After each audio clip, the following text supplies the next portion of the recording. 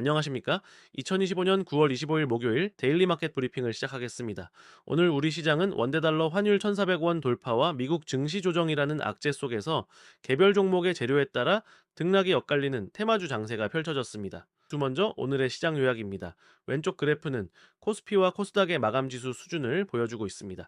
코스피는 3,471.11포인트, 코스닥은 852.48포인트를 기록했습니다.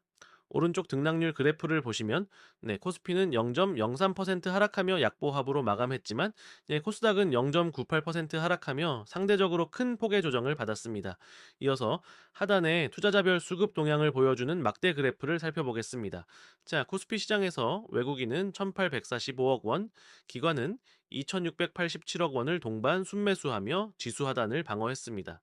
반면 개인은 5,411억 원을 순매도하며 차익 실현에 나섰습니다.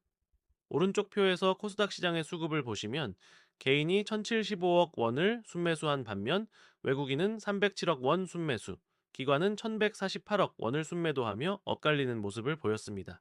종합적으로 코스피는 약보합으로 선방했으나 코스닥은 1% 가까이 하락하여 중소형 성장주 중심의 투자 심리 위축이 두드러진 하루였습니다. 다음 오늘 시장을 움직인 세 가지 핵심 이슈를 짚어보겠습니다. 가장 큰 부담 요인은 환율 급등이었습니다. 화면의 원대달러 환율 추이 그래프를 보시면 최근 5일간 꾸준히 상승하던 환율이 오늘 심리적 저항선인 1,400원을 넘어 1,400.6원으로 마감한 것을 확인하실 수 있습니다. 이는 미국의 추가 금리 인하 기대감이 약화되면서 달러가 강세를 보인 영향으로 분석됩니다. 두 번째는 미국 증시 조정의 여파입니다. 전일 미국 증시는 파월 연준 의장의 주가 고평가 발언과 AI 버블 우려로 다우, S&P 500, 나스닥 모두 하락 마감했습니다. 이러한 글로벌 투자 심리 위축이 국내 증시에도 영향을 미쳤습니다. 마지막으로 이러한 불확실성 속에서 시장의 관심은 개별 재료를 보유한 테마주로 집중되었습니다.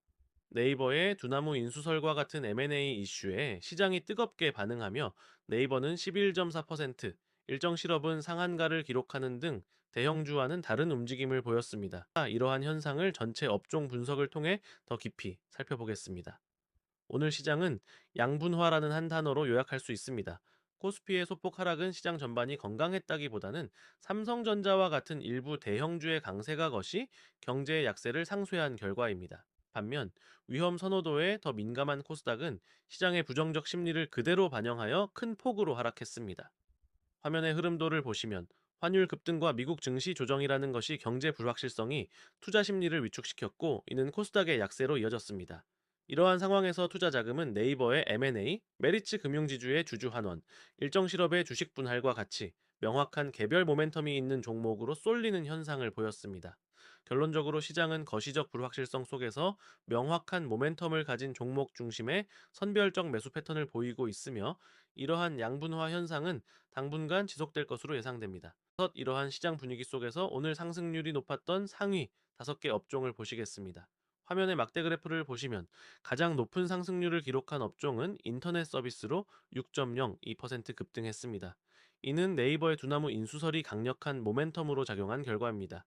그 뒤를 이어 두 차전지, 배터리 업종이 미국 전기차 시장 회복 기대감으로 4%대 상승률을 보였고 자동차 통신 조선 업종이 각각 1%대의 안정적인 상승률을 기록했습니다. 거시경제의 불확실성 속에서도 개별적인 호재와 모멘텀을 가진 업종들이 시장을 이끌었음을 명확히 보여주는 결과입니다. 반대로 오늘 하락폭이 컸던 상위 5개 업종입니다. 그래프를 보시면 증권 업종이 3.24% 하락하며 가장 부진했습니다. 이는 파월 의장 발언의 여파와 최근 상승에 따른 차익 실현 매물이 출회된 영향입니다. 이어서 오락문화, 바이오테크놀로지 업종이 각각 2%대 하락률을 기록했는데 이 역시 최근 랠리에 대한 부담감으로 분석됩니다. 화학과 금융 업종도 각각 원자재 가격 우려와 원화 약세의 영향으로 1%대 하락 마감했습니다. 오늘 하락한 업종들은 최근 상승세가 두드러졌거나 거시 경제 변수에 민감하게 반응하는 특징을 보였습니다. 지금부터는 오늘 시장의 관심을 한몸에 받았던 52주 신고가 종목들을 살펴보겠습니다. 첫 번째는 네이버입니다. 화면에 52주 주가 추이 그래프를 보시면은 작년 10월부터 꾸준히 우상향하던 주가가 오늘 가파른 수직 상승을 보이며 25만 4천 원으로 52주 신고가를 경신했습니다. 주요 재무 정보를 표로 보시면 네이버의 시가총액은 약 41조 7천억 원, 23년 연간 매출액은 9조 16천억 원, 영업이익은 1조 4천억 원을 기록했습니다. 오늘 11.4%라는 경이적인 급등의 원인은 바로 두나무 인수설이라는 강력한 M&A 모멘텀이었습니다. 이는 것이 경제와 무관하게 기업의 미래 성장 전략에 대한 기대감이 주가를 폭발적으로 끌어올린 대표적인 사례라 할 수 있습니다. 두 번째 종목은 오늘 상한가를 기록한 일정 실업입니다. 최근 한 달간의 주가 추이 그래프를 보시면 9월 들어 꾸준히 상승하던 주가가 오늘 수직으로 급등하며 일시 8,500원으로 52주 신고가이자 상한가로 마감했습니다. 시가총액은 약 1,113억 원입니다. 이러한 급등의 직접적인 원인은 1대5 비율의 주식 분할 결정 소식이었습니다. 주식 분할은 주당 가격을 낮춰 거래 유동성을 높이고 투자자의 접근성을 개선하는 효과가 있어 통상적으로 단기 주계의 강력한 호재로 작용합니다. 세 번째 종목은 주주 환원 정책의 힘을 보여준 메리츠 금융지주입니다. 최근 6개월 주가 추이 그래프를 보시면 흔들림 없이 꾸준하게 우상향하는 이상적인 모습을 보실 수 있습니다. 오늘 역시 1.3% 상승하며 97,800원으로 52주 신고가를 기록했습니다. 시가총액은 약 18조 9천억 원, 23년 연간 영업이익은 2조 1천억 원에 달합니다. 이러한 꾸준한 상승의 원동력은 바로 5천억 원 규모의 자사주 소각 완료 예정 등 적극적이고 지속적인 주주 환원 정책입니다.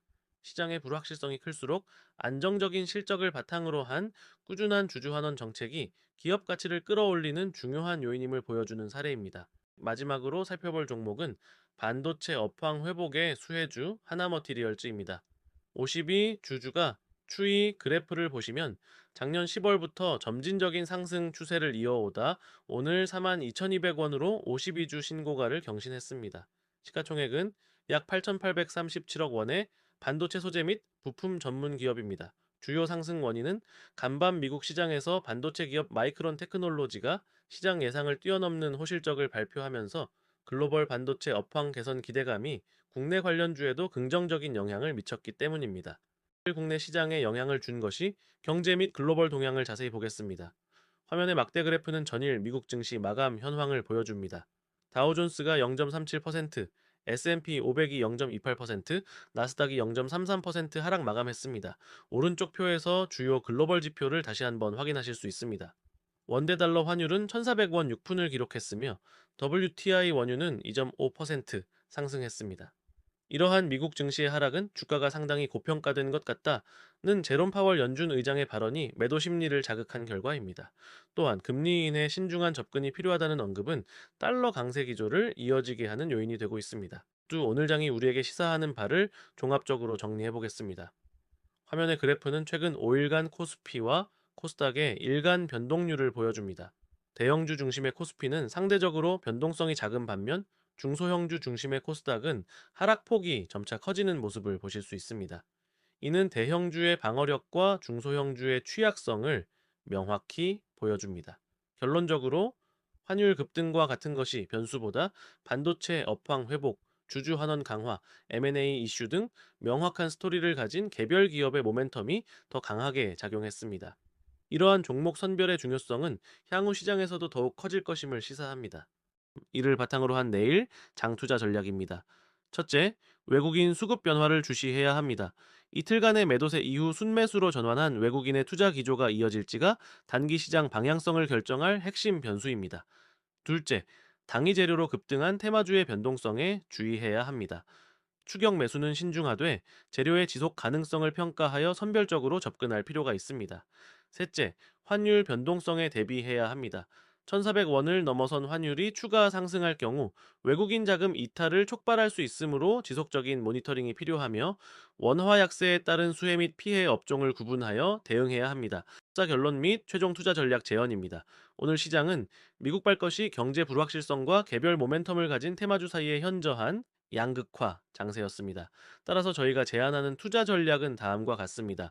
첫째, 환율 상승에 따른 수출주와 내수주의 유불리를 점검하여 포트폴리오 비중을 조절해야 합니다.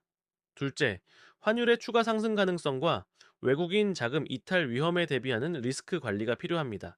셋째, 단기 재료로 급등한 테마주는 변동성이 크므로 추격 매수에 신중해야 합니다. 최종적으로 현 시장 상황에서는 시장 전체의 방향성보다는 반도체 업황 회복, 주주 환원 강화 등 명확한 스토리를 가진 종목 중심으로 선별적으로 접근하는 전략이 유효합니다. 거시경제 불확실성 속에서 실적 개선 가시성이 높고 주주 환원 정책이 강화되는 기업들을 중심으로 포트폴리오를 구성하시되, 환율과 글로벌 금리 정책 변화에 대한 지속적인 모니터링이 필요하겠습니다. 경청해 주셔서 감사합니다. 여러분 즐겁게 들으셨죠? 본 자료는 참조용으로만 사용해 주시고 구독과 좋아요를 부탁드립니다.